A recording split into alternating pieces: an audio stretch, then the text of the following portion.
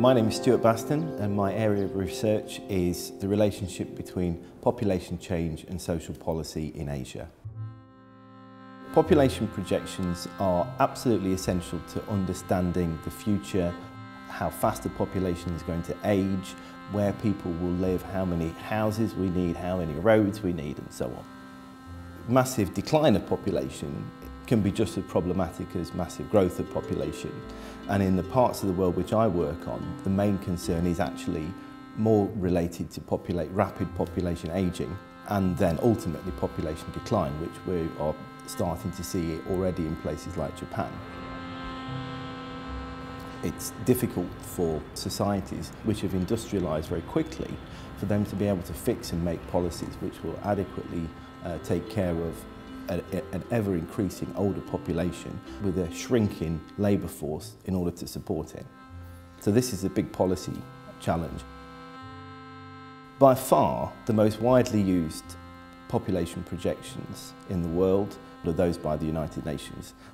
The area of the world where there is the most uncertainty are generally in developing countries. In 2010, they predicted that fertility in East Asia would rise quite dramatically until the end of the century. And for those of us who work on this part of the world, we were quite surprised by this. And that's where the ESRC project came in, to try and take a more scientific or systematic view of this.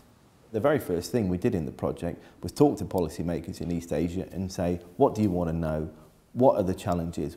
How can we work with you to find out what you need to know? We analysed what data was already there, examining surveys which have not really been considered before. What we tried to do is to look at fertility preferences, so fertility intentions. So rather than just imagining what we as demographers think women in Korea are likely to do, it's a crazy notion, but we actually ask them how many more children they're likely to have and when they're likely to have them. So essentially, we work from the problem backwards.